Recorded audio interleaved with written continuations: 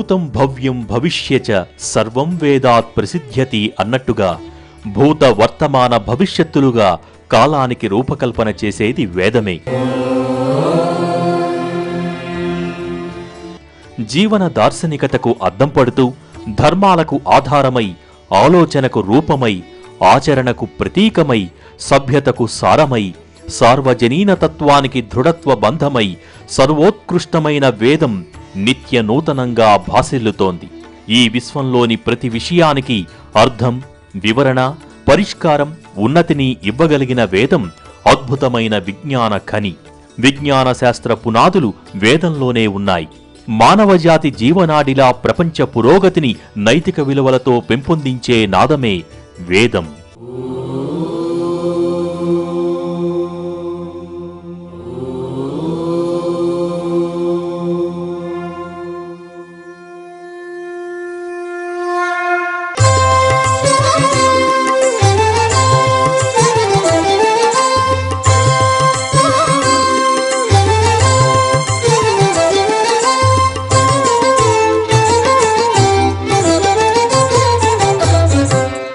భారతీయ సంస్కృతికి వేదాలే పునాది. వేదాలు లేని ధర్మము, సంస్కృతి శూన్యం. చాలా పూర్వమే చరిత్ర రచనలు, సాంప్రదాయ కథల ఆలోచనలు సైతం పురుడు పోసుకోని కాలానికే వేదం అఖండ జ్యోతిగా ఈ లోకానికి వెలుగులు పంచి ఇచ్చింది. ఈ ప్రపంచాన్ని మరింత ఉద్దీపింపచేసే రీతిలో జీవించిన ఋషుల దివ్యానుభూతులే వేదాలని ఉపనిషత్తులు వర్ణించాయి. భగవంతుని నిశ్వాసమై ప్రపంచంలోకి వచ్చి లోకానికి ఆయువు పట్టుగా నిలిచిపోయాయి.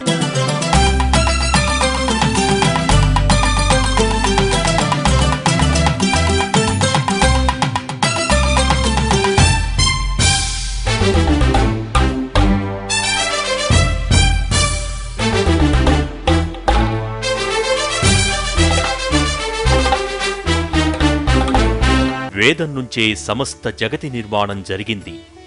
అనాదిగా వేదజ్ఞానం వల్లే సమాజ సృష్టి జరుగుతోంది. వేదాలు భగవంతుని నిశ్వాసాలు. ఆ నిశ్వాసాల నుంచే సృష్టి జరిగిందని వేదమే చెప్పింది. ఈ ప్రకృతిలో విశ్వం ఆవిర్భావానికి కారణమైన వేద శబ్దాలను మన ఋషులు తపస్సమాధి దశలో గుర్తించారు. ఆ మహాశబ్దాలను విని, గ్రహించి అర్థం చేసుకున్నారు. ఆ శబ్దాల వల్లే సృష్టి ఏర్పడిందని అవగాహన చేసుకున్నారు. వాటిని తమ శిష్యులకు అందించారు. వేదం శ్రవణ పరంపర, ఉచ్చారణ అనుచ్చారణ క్రమంగా వేదాధ్యయనం సాగేది. అది విని నేర్చేది కాబట్టి శృతి అని పేరు పెట్టారు.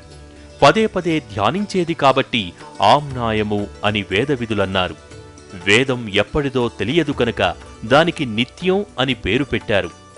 వేదాన్ని తెలుసుకుంటే మనకు ఏమడిగితే దాన్ని ఇస్తుంది. కావలసినదంతా తెలిపేది, కోరిన లాభాన్నిచ్చేది కనుక వేదం అని పేరు పెట్టారు. అసలు వేదం అంటేనే తెలిపేది అని అర్థం. విద్ అనేటటువంటి సంస్కృతంలో ఒక రూట్, ఒక ధాతు అంటాం దాన్ని. ఆ ధాతువుకి అర్థం తెలుసుకొనుట, తెలుపుట అని అర్థం. చేత వేదంలో ఒక భాగం జ్ఞానకాండ, ఒక భాగం కర్మకాండ. కర్మకాండని మొదటి భాగం అంటారు, జ్ఞానకాండని రెండవ భాగం అంటారు. ఇవి రెండు కలిపి సమగ్రంగా ఒక వేదం అని అంటాం.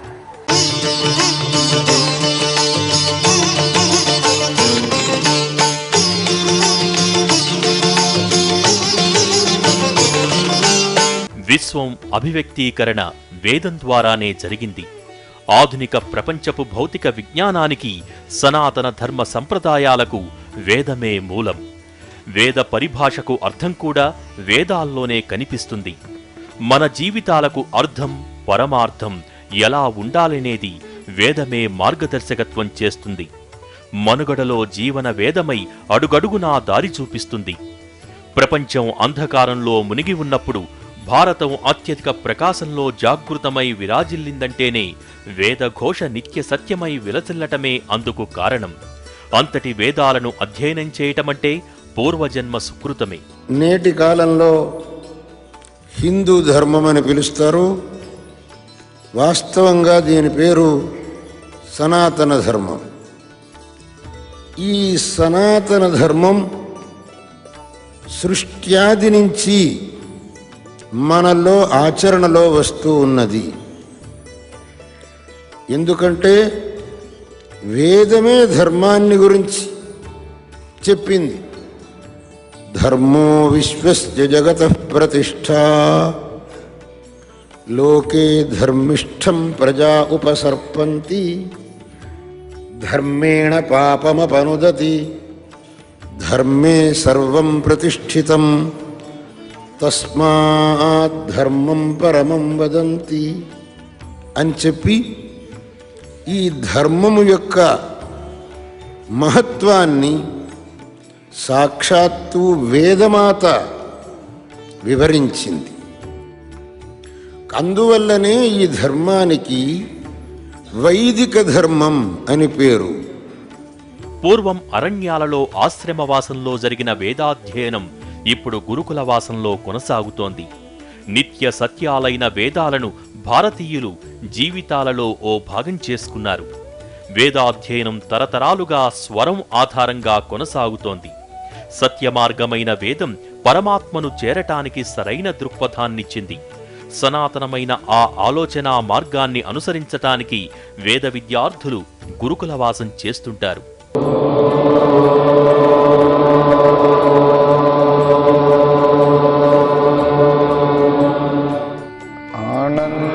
ఆనందమానందకరం ప్రసన్నం జ్ఞానస్వరూపం నిజబోధరూపం యోగీంద్రమీడ్యం భవరోగవైద్యం శ్రీమద్గురుం నిత్యమహం భవామి. గురుర్బ్రహ్మా గురుర్విష్ణుః గురుర్దేవో మహేశ్వరः గురుః సాక్షాత్ పరబ్రహ్మ తస్మై శ్రీ గురవే నమః. దైవాధీనం జగత్సర్వం మంత్రాధీనంతు దైవతం తన్మంత్రం బ్రాహ్మణాధీనం బ్రాహ్మణో మమ దేవత. భగవంతుడు సృష్టించిన జీవరాశులలో మానవ జన్మ విశిష్టమైంది. భగవంతుడు ప్రసాదించిన మానవ జన్మను సద్వినియోగపరుచుకున్న మానవులు ధన్యులు. భారతదేశం పుణ్యభూమి. భారతీయ వేదోక్త కర్మలను సంప్రదాయాలను అనుసరించి వైదిక కర్మలు ఆచరిస్తున్నారు. తద్వారా దేవతలను తృప్తిపరిచి వారి అనుగ్రహం పొంది సుఖ సంతోషాలను భారతీయులు అనుభవిస్తున్నారు.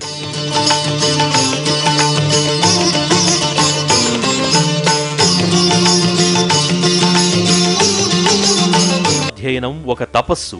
అది అత్యుత్తమమైన తపస్సు. అందుకే పూర్వం చక్రవర్తులు, రాజులు, జమీందారులు, ఆస్తికులు వేదాధ్యయన అధ్యాపకత్వాలను ప్రోత్సహించేవారు. తపస్సును రక్షిస్తే అది ఒక్క దేశానికే కాక యావత్ ప్రపంచానికి కూడా రక్షణ, శ్రేయస్సు కలిగిస్తుంది. అలాంటి తపస్సును రక్షించేవారికి ఆ తపఃఫలంలో 6వ వంతు లభిస్తుందని వేదోక్తి. శ్రీ మహావిష్ణువు మత్స్యావతారాన్ని ధరించింది కూడా ఈ వేదాలను సంరక్షించి ధర్మ పరిరక్షణ చేయటానికేనన్నది జగద్విదితం. శ్రీరామావతారంలో శ్రీరామచంద్రుడిగా వనవాసం చేసింది వనసీమల్ని రక్షించి మహర్షులను, వేదాలను రక్షించేందుకే. వేద శివ శివో వేద వేదాధ్యాయీ సదాశివ తస్మాత్ సర్వ ప్రయత్నేన వేదమేవ సదాభ్యాసేత్. వేదమే శుభకరుడైన శివుడు, శివుడే వేదం. అందువల్ల సర్వవిధ ప్రయత్నాలు చేసి వేదాలను అధ్యయనం చేయాలని వేద పండితులంటారు.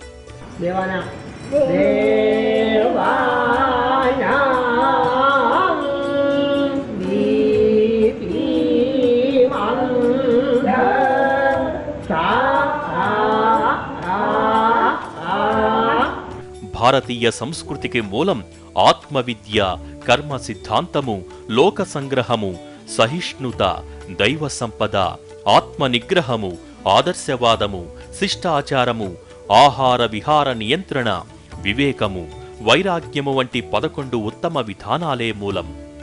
వీటిని బోధించేందుకే వేద పాఠశాలలు పూర్వం ఆవిర్భవించాయి. వేద పాఠశాలలలో వేదాధ్యయనం చేసిన విద్యార్థులు ఉత్తమమైన జీవన విధానాలను అనుసరించి జీవించేవారు.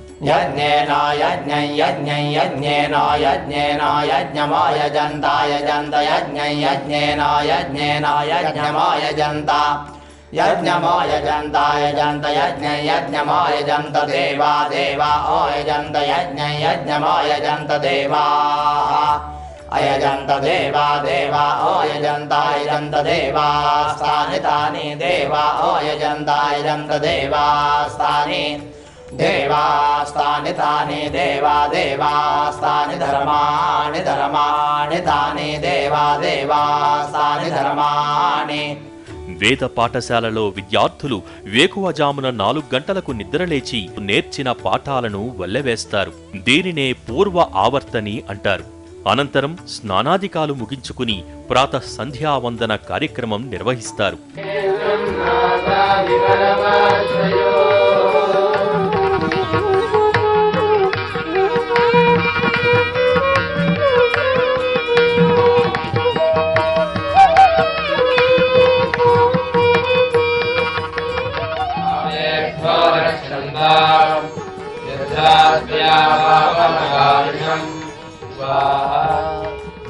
వేదమంటే అర్థం కాని గంభీరత కాదు, పరిపూర్ణ సత్యానికి ఆధారమైన జ్ఞానం. యథార్థ విచారణ ద్వారా మానవజాతి తెలుసుకునే సత్య దర్శనం. లోకం ఉనికికి ఆది అంతం వేదమే. విశ్వవాంగ్మయానికి ప్రాణం పోసిన వేదానికి మించిందేదీ లేదు. విశ్వచింతనకు ప్రత్యక్ష రూపమే వేదం. మానవ జీవితానికి అర్థం పరమార్థం వేదంలోనే ఆవిష్కృతమై అడుగడుగునా దారి చూపిస్తుంది. యోపాం పుష్పం వేద పుష్పవాన్ ప్రజావాన్ వశుమాన్ భవతే చంద్రమా వా అపాం పుష్పం పుష్పవాన్ ప్రజావాన్ వశుమాన్ భవతి య ఏవం వేద యోపామాయతనం వేద ఆయతనవాన్ భవతి అగ్నిర్వా అపామాయతనం ఆయతనవాన్ భవతి యోగ్నేరాయతనం వేద ఆయతనవాన్ భవతి ఆపో వా అగ్నేరాయతనం ఆయతనవాన్ భవతి య ఏవం వేద యోపామాయతనం వేద ఆయతనవాన్ భవతి. ప్రాతః సంధ్యావందనం తరువాత ప్రార్థనా కార్యక్రమాన్ని నిర్వహిస్తారు.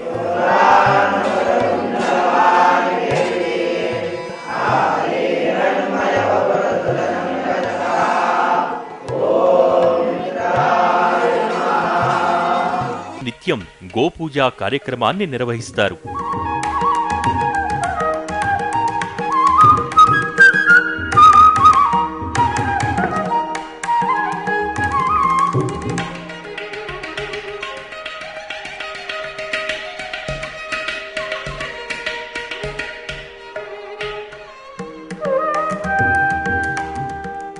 అనంతరం ప్రాతకాల భోజనం స్వీకరిస్తారు.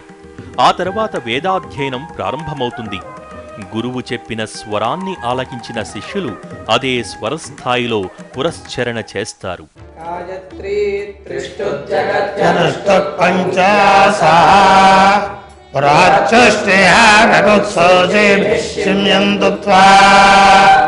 త్రిపదాయా చతుష్పదా త్రిపదాయా షట్పదా సఛందాయా చ విచ్ఛందా సూచిభిష్యంయంతు త్వా మహానాం నిరేవతయో విశ్వాజా ప్రసోవరీ.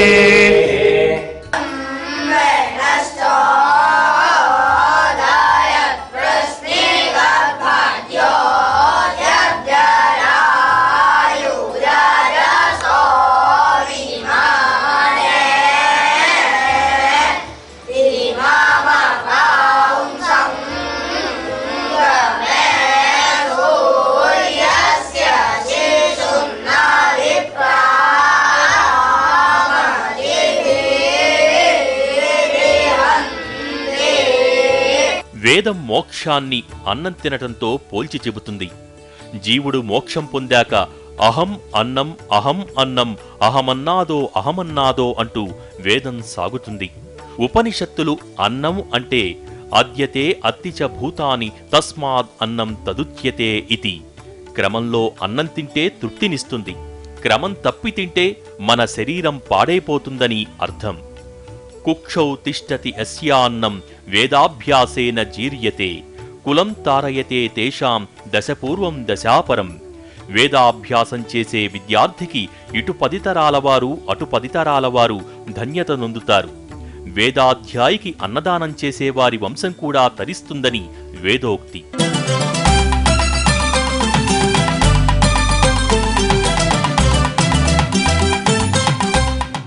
మధ్యాహ్నం భోజన విరామం తర్వాత సాయంత్రం వరకు వేదాధ్యయనం కొనసాగుతుంది. 5 గంటలకు అధ్యయన తరగతులు ముగుస్తాయి. ఆ తరువాత స్నానాదికాలు పూర్తి చేసిన విద్యార్థులు సాయం సంధ్యావందనం చేస్తారు.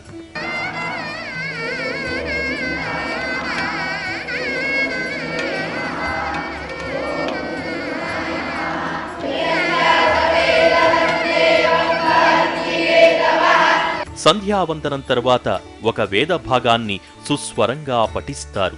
యస్తే మన్యో విధద్వజ్రసాయ కసః ఓజః పుష్యతి విశ్వమానుషకో సాహ్యామతా సమార్యంత్వయా యుజా సహస్కృతేన సహసా సహస్వతా మన్యురింద్రో మన్యురేవాస దేవో మన్యుర్హోతా వరుణో జాతవేదాః మన్యుం విష ఈళతే మానుషీర్యాః పాహినో మన్యో తపసా సజోషాః.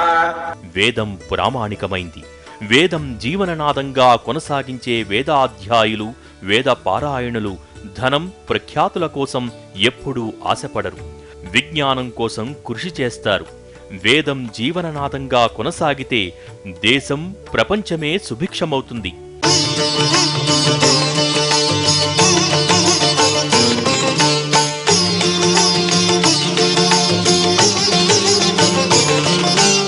రాత్రి భోజనం ముగించి అవగతం చేసుకున్న పాఠాలను పురస్చరణ చేస్తారు. దీనినే ఆవర్తి అంటారు. వేద మంత్రోచ్చాటన ఎక్కడ జరుగుతుందో అక్కడ శాంతి కలుగుతుంది. ఎక్కడ వేద పారాయణ జరుగుతుందో అక్కడ సర్వజీవులకు ఆయుష్ పెంపొందుతుంది. వేదాధ్యయనం ఎక్కడ జరుగుతుందో అక్కడ లోటు అనేది ఉండదు.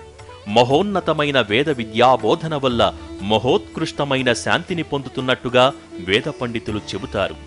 స్వస్తి ప్రజాభ్య పరిపాలయంతాం న్యాయేన మార్గేణ మహీం మహీశాః గోబ్రాహ్మణేభ్య శుభమస్తు నిత్యం లోకా సమస్తా సుఖినో భవంతు.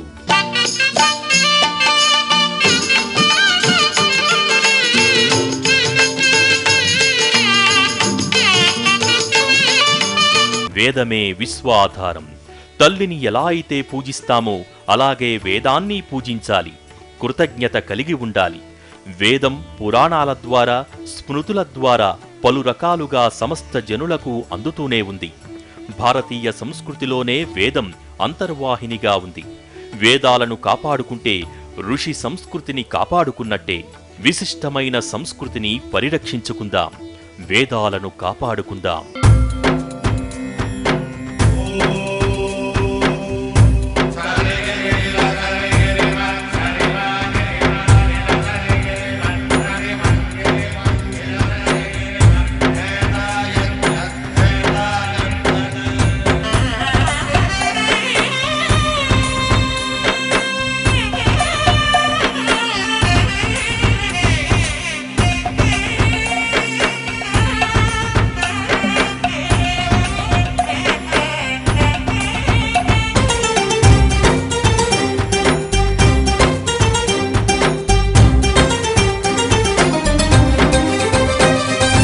ఉత్కృష్ట సంస్కృతిని నేర్పే వేద పాఠశాల గురించి వచ్చే వారం ఓ వేద పాఠశాలను దర్శించి ఆ విశేషాలతో తెలుసుకుందాం.